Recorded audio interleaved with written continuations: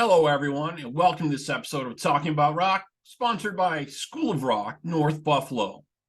If you're looking for an experienced gift, give the gift of music. School of Rock, North Buffalo can find the right program for your musical artist. Last weekend, Stephen J. Desco in the Land of Oz invited me out to their triumphant return at the Riviera Theater in Tonawanda, New York.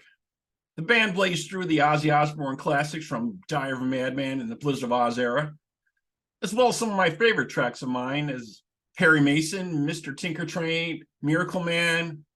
Was an amazing show. The mighty Riviera Wurlitzer rose to the occasion for the beginning of Mr. Crowley as well.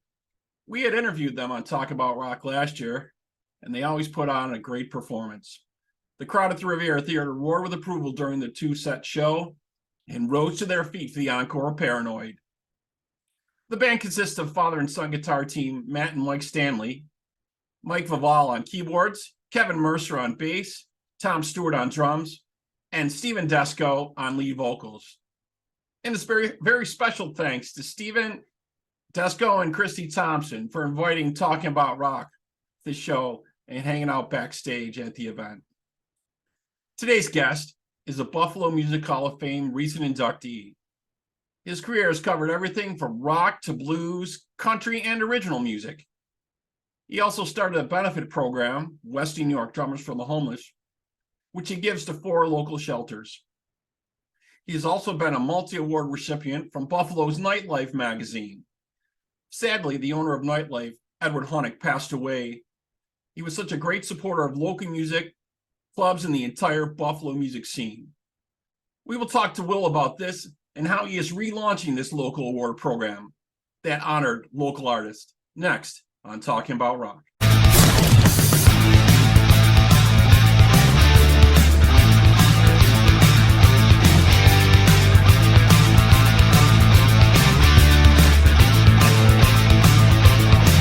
Okay, let's welcome to the show Buffalo Music Hall of Fame member Will Schulmeister. How's it going, Will? Hey, doing really good. Yeah, can't complain at all. That's awesome, man. Well, you've had quite the career in music here.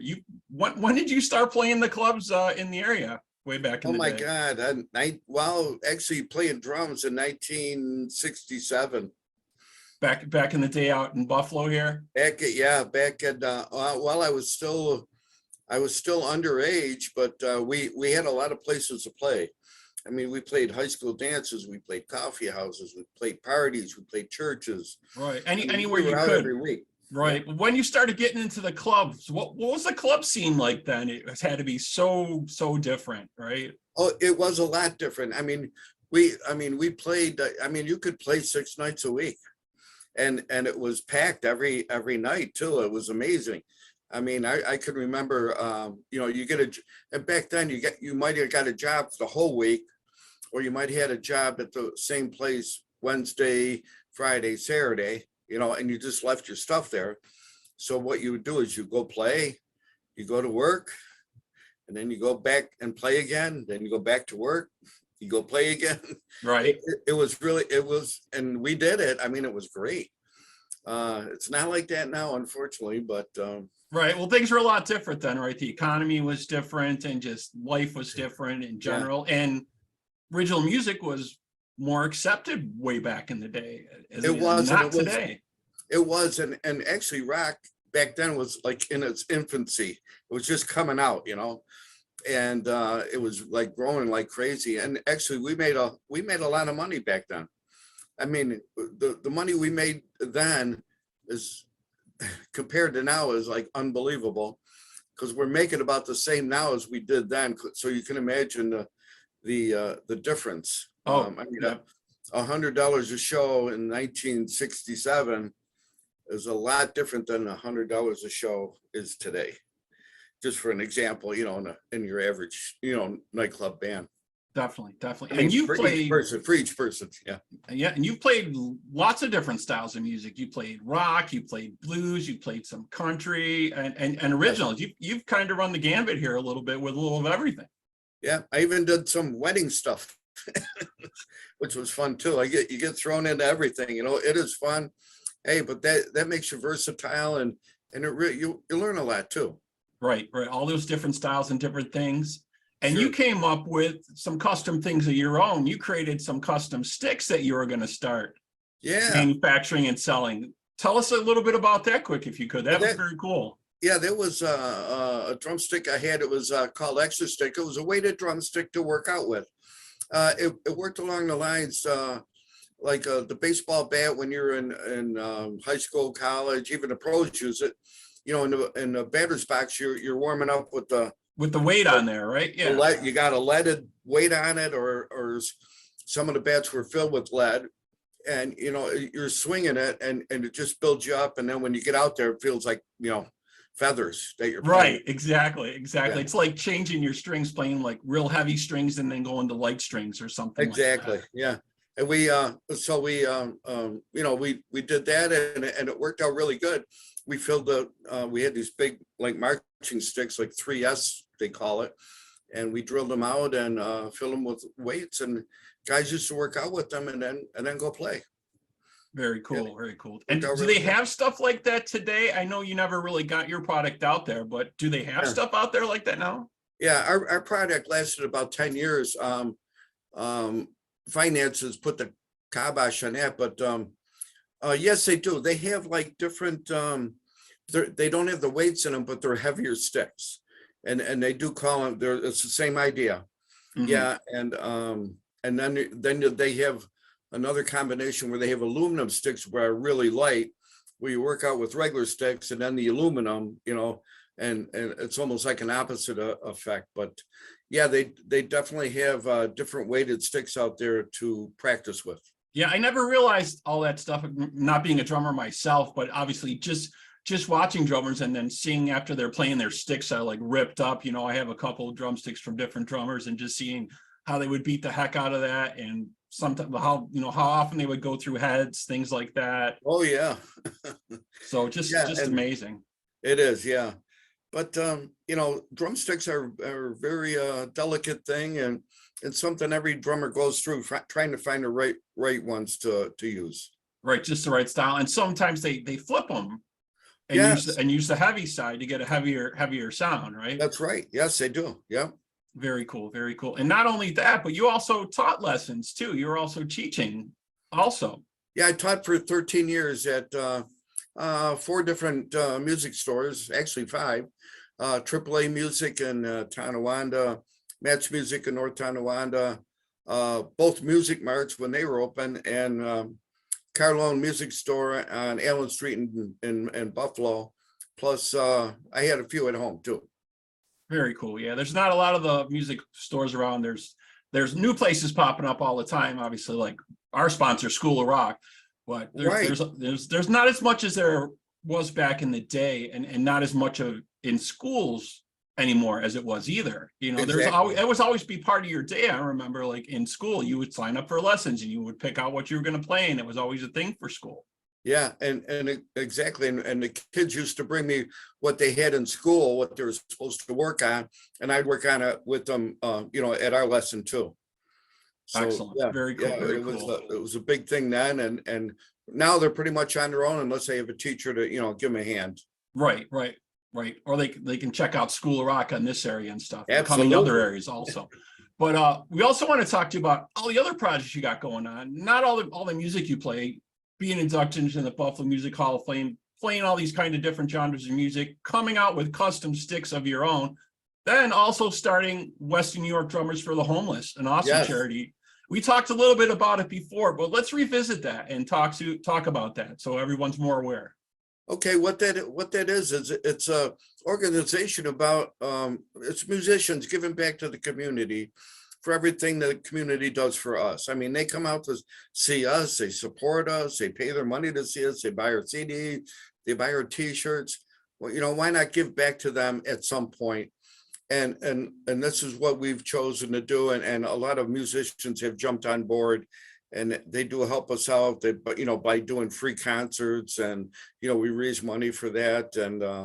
And you raise money for like 4 different shelters, right? Yes, we do. Yeah, we got St. Luke's of Buffalo, Lighthouse Women and Children's House in Niagara Falls, Lockport Cares in Lockport, and Tonawanda Outreach Center in and which covers the North Towns, Tonawanda, North Tonawanda, in that area. That's so great. and That's so as great. we expand, we'll add more. Yeah, that's so great. It's so needed. And how long have you been doing this for? I've been doing that since 2018 we started. So that's about 4 years now. And can you give us like a rough estimate of maybe how much you've raised so far, or ballpark, maybe something like that? As of a little while ago, we've given over $25,000 to the homeless shelters, plus all kinds of goods that we collected, you know, diapers, socks, underwear, adult diapers, whatever people give us, we'll deliver it. It's got to be new stuff. The shelters will not take used stuff, especially since COVID. Right. And do you just take the donations at the shows or anytime, or how does that work? Is there a site they can go to? They can go on our Facebook page, Western New York Drummers for Homeless People, and donate right there. They could go on drumforthehomeless.com and donate right there. They can send it in 635 Niagara Parkway, North Tonawanda, New York, 14120. They can mail a check, or they can give me a call. I'll come and get it. And he'll come and pick it up from you folks. Exactly. Yeah. Whatever you got. It's got to be new stuff. But definitely we do have collection boxes in different restaurants, bars, and stores in that. All right, cool. Very, whatever we got to do. Excellent. You guys are doing a tremendous job with that. That's so amazing. I really love that. And we want to talk about your new venture that you're getting into now. Could I just touch on one more thing? Oh, sure. Go right ahead. And in the past 2 years, I got to tell you this, we have a scholarship. Oh, okay. Yeah. For and it's at Cardinal O'Hara High School. And what it is, it's a $500 scholarship for the child that wins. And it's a musician or a person in the arts, you know, like acting or musicals. And they have to, you know, of course, have great grades, and community service is a big thing. So if they're really into community service and that type of thing, they're in the running for this scholarship. And the idea behind that is to keep this going. You know, I'm not going to be here forever, you know, but we want to keep this going long after, you know, 100 years from now. Right, long time. Make sure there's another group coming, you know, along all the time. So how do people go about that? Do they like submit someone on the website? What they do, well, it's Cardinal O'Hara High School right now, so they can go right if they belong to that school. Yeah, they get it right from their guidance so you're just dealing with that school at this moment right now. Yes, and we hope to expand on that too.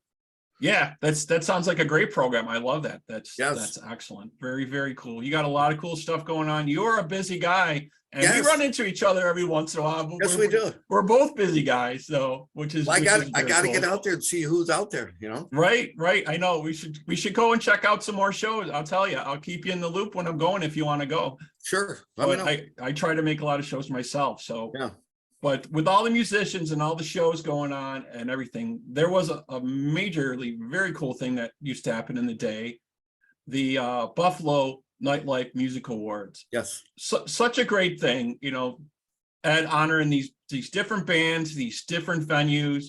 You are the recipient of quite a few of these yourself also. Yeah, I did win 4 of them in my day, yes. 2 for country and 2 for rock, plus I've also been a part of 2 where the band has won 2. Yeah, and that was such a staple magazine back in the day. I remember when I would go to any club, I would always pick that up because I would want to know who's playing where, what's going on. Exactly. They always had the great info on all that. This is before internet was big and things like that. You didn't have Facebook, or you picked up Nightlife magazine in Buffalo and you checked out what was going on. Yeah, if you want to know where to go, you pick that up and it's there.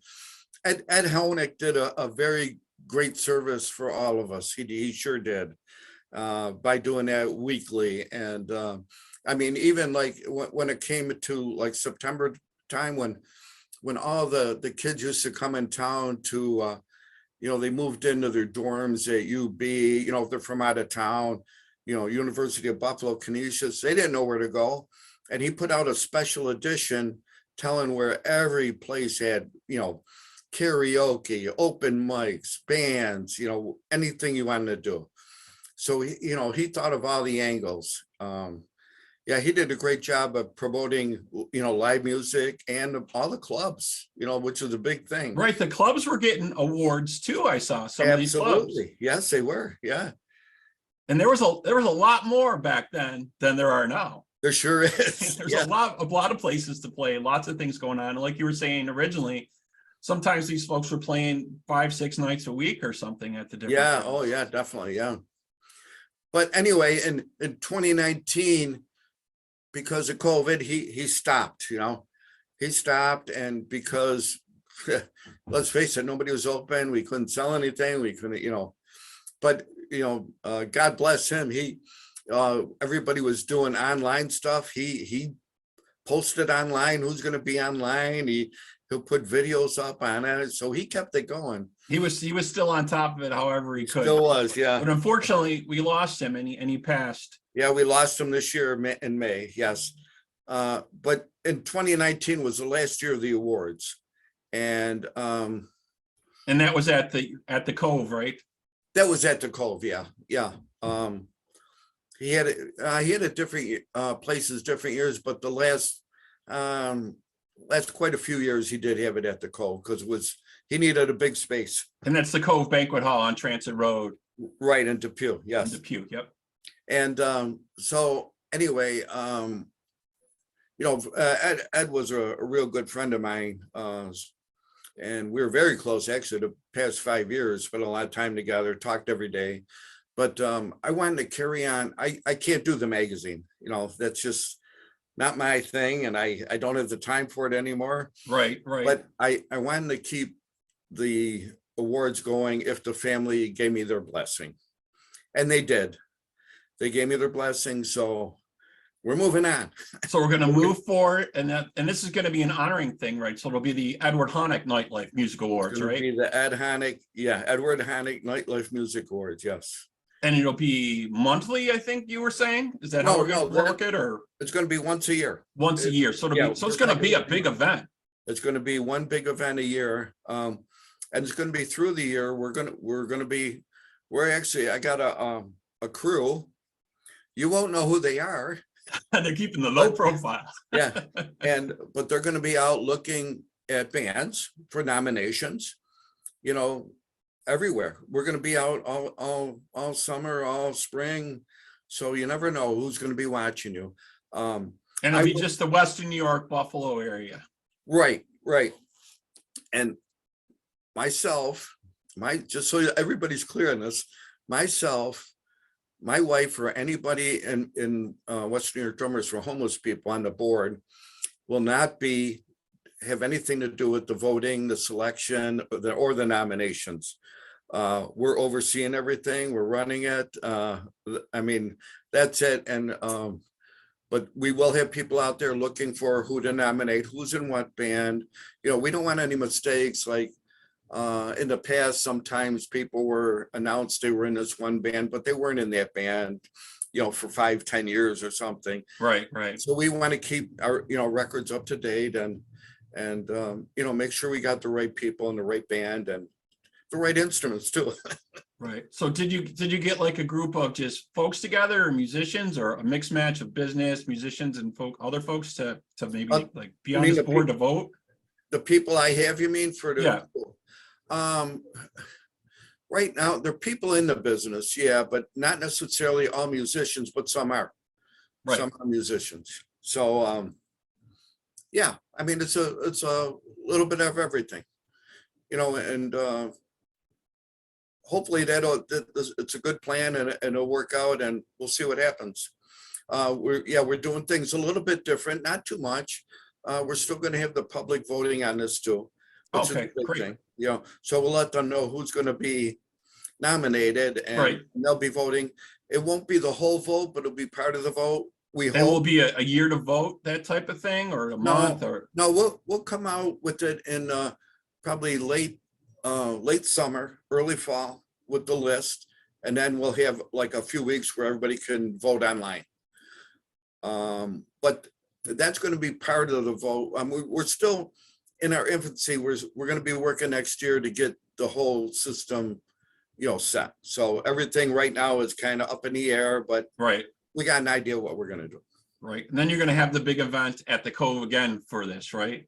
November 9th, 2023. November At the 9th, Cove, 2023 7 at the p.m. Cove Transit Road, Depew, New York. Yeah, The first Edward Honeck Nightlife Music Awards. exactly. And at 7 p.m. we'll have bands playing, of course, to be announced. Right. Yeah. To be honest, Yeah. we hope you'll keep us in the loop on a little bit on some of that stuff so we can let absolutely. people know Oh, as it gets yeah. closer, Yeah, well, after the first of the year, we'll have all kinds of different types of announcements, like what we just talked about, and the procedure and everything, and what to look for, and that type of thing. We're going to have some different categories. I was going to ask you about that. I'm sure you're going to have some of the same ones though, right? You'll have like, best new band or best new artist, or you'll have some of the basic ones, right? Right. Yeah. Well, the basic ones, rock, country. We're going to have an ethnic one, hopefully this year, to include the polkas and, the Celtic bands, that type of thing. I want to do a hip hop. I want to have a hip hop category. Never had that before. Right. So, something a little bit, maybe not, we're going to cut down on a few things, but nothing major. Right. More of a reflection on what's going on in music in the area now is what I'm hearing. Exactly. Yeah. So we got our pulse on what's going on. Right. So, country's gotten bigger in the area over the years too. Yeah. Tribute bands obviously are a big thing today too. Is I assume that's going to be like almost like a separate category if you're thinking about that or not? Yeah, that would be a separate category. And we're thinking also there, if you go out and see a lot of bands, every time you go see a band, or a particular band, there's different guys playing it all the time. Is that a jam band, or it's not really a band if there's different people in it all the time? Right. They do stuff like that a lot in Nashville at different shows they have there. They have people cycle in and out because they're busy in lots of projects and stuff. Exactly. Like that. Yeah. So it might be, it might be like a jam band category to include that too. So, it's different. We're in a learning process, so bear with us this first year. Well, that's so great. When you were starting to tell me about this, that you were going to relaunch this program, I was so happy to hear that, because I thought, oh my gosh, is this over? Is this ending? Is it like an end of an era celebrating the local music band, in Buffalo? And it's cool because that makes them a little bit of competition is a good thing. Yeah. Right. It's a very good thing. Oh, the musicians, they love it. They love it and they want it. And, it gives them something to work for too. Everybody wants that mark where, the best rock band this year, right. Or the best guitar player this year. Everybody wants that. And it's something to strive for, and it really is very rewarding. And even to be nominated too.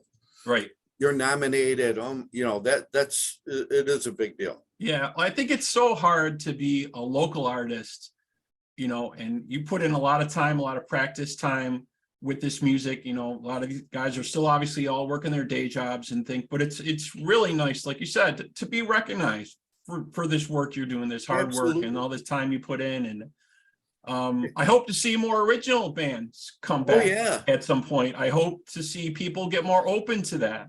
I love original bands. It's a very, very hard sell nowadays with that type of stuff. With the explosion of tribute bands, and I attribute that to the high ticket prices of the major acts. That's what I attribute all that to myself. You're right. Well, they definitely created a niche for themselves, so that's great. Yeah. Oh yeah. They got tribute shows. They got on TV, all kinds of different things going on with that. A lot of great acts are coming through. Yeah, because the ticket prices, you're gonna pay $1,000 just to walk in the door to see a name star or something like that. People can't do that. I know.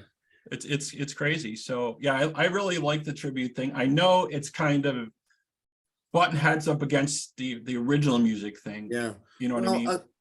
I'll tell you that when I mean, I was lucky enough to see Led Zeppelin and Oh, you know, that's the my Who, dream yeah, band.